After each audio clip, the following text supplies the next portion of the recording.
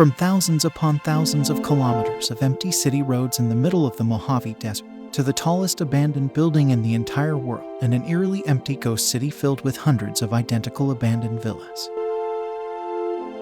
Number 3. California City. Situated in one of the driest and most unforgiving places in the United States, is California's third largest city by land area. Spanning as much as 500 square kilometers in the middle of the Mojave Desert, California City is a failed attempt at creating America's next biggest metropolis that would rival the likes of Los Angeles or New York. The city's history begins with a man named Nathan K. Mendelsohn. Mendelsohn was a Czech-born sociology professor from Columbia University who studied the structure of towns and villages. After the Second World War, California's economy boomed, with plenty of military bases and defense infrastructure. The state received regular funding from the federal government, and so hundreds of thousands of people started to flock to California, hoping for better opportunities. Mendelsohn wanted to be part of this rapid growth, so in 1958 he purchased 30,000 hectares of land in the middle of the Mojave Desert.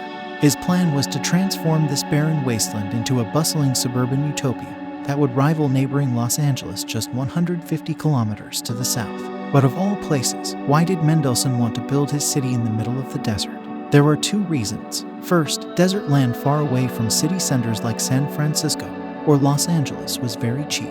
Second, Mendelsohn chose this precise plot of land in the Mojave to build his city after learning about the existence of an underground lake. This groundwater would have single-handedly sustained the water needs of the entire city, in an area where water was pretty hard to come by. Shortly after the purchase, the California City Development Company was created. With Mendelsohn taking on a leading position, the CDC was tasked with overseeing and managing the development of California City. By 1961, the master plan for the city's creation was already in full swing. To entice potential buyers to purchase land and property, a central park was built along an artificial lake that would serve as the centerpiece of the city. These were constructed during this time, including 2 golf courses and a 4-story hotel just beside the park. On top of all the infrastructure development all throughout the early 1960s, Mendelsohn heavily advertised California City in the Los Angeles Times. He called it an investment worth buying and described the development as both a giant venture and the largest community in the United States. Also, part of Mendelsohn's campaign was marketing the city through a real estate school that would train and license individuals to sell land. But despite all of Mendelsohn's efforts in developing and advertising the city to grow to millions and millions of citizens, 7 years after its beginning it only had a total of just over 800 residents. Much of the city's land was left undeveloped as empty plots of land dotted the desert landscape. Despite the cheap price tag, only a few gambled with Mendelsohn's promise of America's next biggest city. In 1969, Mendelsohn sold the majority of his shares in the company. When sales started to dwindle down, he was starting to realize that his vision of a bustling city in the desert was slowly fading away. During this time, the Federal Trade Commission also started investigating allegations of fraud and corruption. By 1972, the FTC issued a cease and desist order for misleading advertising. This was because the real estate school was only designed to sell plots of land in California City and not actually train people to be professional real estate brokers. Additionally, the FTC deemed the property encumbered and most advertised amenities and infrastructure such as roads were not completed. Today, after more than 6 decades of continuous yet slow growth, California City is home to a population of 15,000 people. A single McDonald's, a Starbucks, and a couple of strip malls line the city's main BOV, which sees minimal traffic all throughout the day. A small airport and a regular bus service connects the small city to the rest of California. Meanwhile, a privately owned prison in the city's undeveloped east side serves as the city's main source of employment. Although California City may look like your usual American rural town when viewed from above, remnants of the city's ambitious past can still be seen. Today, much of the city's land to the east still remains undeveloped. Dirt roads form a useless, expansive grid that would have been the skeleton of Mendelsohn's envisioned metropolis. The plumbing infrastructure from the 60s also still remains and has become extremely costly for the local government to maintain. Mendelsohn's vision may not have come to fruition, but a renewed interest in the city's unique history is putting California City back into the radar. Online magazines, artists, and photographers have become fascinated with the city story. Only time will tell where this unfinished city is headed. And as it stands today, much of California City remains a useless mega project in the middle of the desert.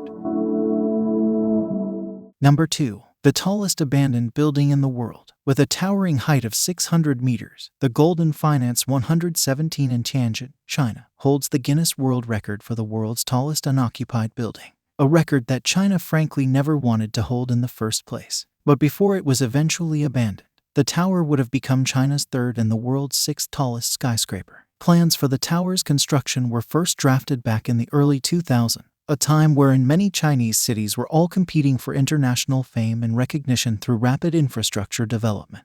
The man behind the project was billionaire Katsu Tal, chairman of the Hong Kong-based investment company Golden Financial Holdings. Golden Finance 117 was to be the centerpiece of Golden Metropolitan, a 1.8 square kilometer luxury residential and business district located just outside of downtown Tianjin. Along with the central skyscraper, multiple residential and commercial buildings were to be constructed in the area. The skyscraper itself would contain 128 floors above ground, with 117 floors being used for a mixed use of housing and commercial space. The other 11 floors are dedicated for mechanical and operational systems. The plan for Golden Finance 117 also included an iconic diamond-shaped roof that would be 3 stories high. This area would house the world's highest observation deck, swimming pool and restaurant, at a height of 580 meters above the ground.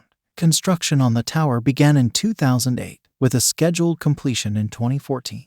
However, in early 2010, just following the global financial crisis, construction work on the tower was suspended. With plenty of other assets and investments in the West to take care of, Golden had to temporarily cut costs, and so the tower's construction was paused. Eventually, when the market finally stabilized, construction resumed in 2011, and the skyscraper was now scheduled to open in 2018.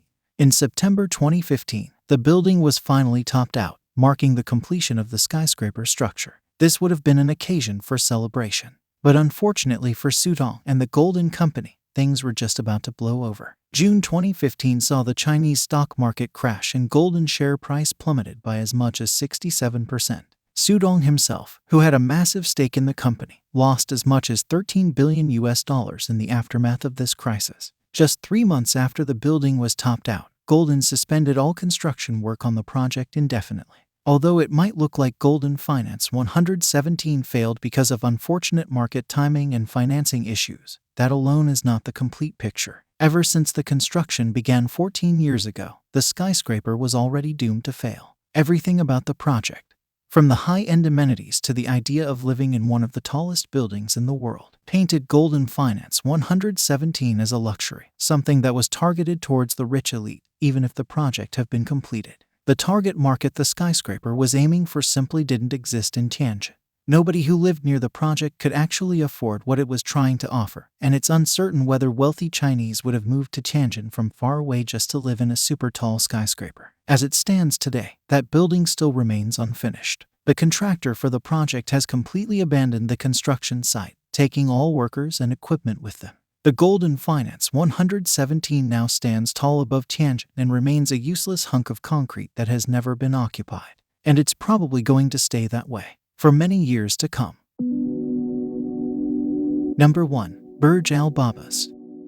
Nestled just south of the picturesque city of Maderno in northwestern Turkey is a fascinating yet eerie sight. Hundreds upon hundreds of abandoned shadow-style homes dot the mountainous landscape with not a single soul in sight. Burj Al Babas was supposed to be a luxury residential development catered towards wealthy oil executives, but it never saw the light of day. Construction on the residential complex began in 2014 and was scheduled to finish 4 years later. The plan was to create a total of 732 of these identical-looking villas to be rented out or sold to wealthy individuals. Each villa would have 3 stories, its own balcony, and a spiral staircase leading towards it. Traditional Turkish interiors, and homeowners have the option to install an indoor pool in the basement. Additionally, the project also included a central shopping center that would house shops, restaurants, health and beauty centers, a cinema, and a mosque. On top of all that, the site for the Burj Al Babas construction is also located above a geothermal spring, and so a traditional Turkish bath was planned to be constructed above the hot springs as part of the many amenities the project offered its potential buyers. Each villa was reportedly priced around the neighborhood of $400,000 to $500,000. The idea being that the properties would be of interest to wealthy Gulf investors, which is the target market of the project. Initially, the project seemed to be going quite well, as nearly half of all the villas were already financed by investors. But by 2018, the entire project suddenly came to a crashing stop, with only 587 of the planned 732 villas being erected. When the global oil market tanked in the same year, Burj Al Baba's investors were severely affected by the sudden falling of oil prices. To make matters worse, Turkey's economy was already going through a rough patch, with an inflation rate of as much as 25%, the highest it has ever been in 15 years. Most of Burj Al Baba's buyers were quick to withdraw from the project as Turkey's construction industry saw a massive downturn following the economic situation of the country. With the project valued at $200 million and little to no sales that actually pushed through, the company behind the Burj Albas now saw themselves $27 million in debt and in serious trouble. Around the same time, Turkish court ordered the company to file for bankruptcy and stop construction on the project. Given its situation, the developer tried to appeal this ruling and believed that they could overcome the crisis by saying that we only need to sell 100 villas to pay off our debt. I believe that we can get over this crisis in 4 to 5 months and partially inaugurate the project in 2019. This, of course, never happened, and up to this day, Burj Al Babas remains as a ghost town amidst the picturesque landscape of northwestern Turkey. The project has been abandoned for 3 years now, and not a single villa has ever been constructed to completion. It has been so long since the project was abandoned, to the point wherein some of the many houses are now crumbling and being destroyed by nature over time. 3 years have now passed since construction stopped on Burj Al Babas, and no other developer has dared to continue the project. The future of this project over the next few years remains uncertain. For now, the site will remain empty, with nothing but hundreds of identical-looking villas. What do you think about these mega projects? Do you think they'll ever be completed? Let us know in the comments down below. If you want to learn more about other failed mega projects, you can subscribe to our channel.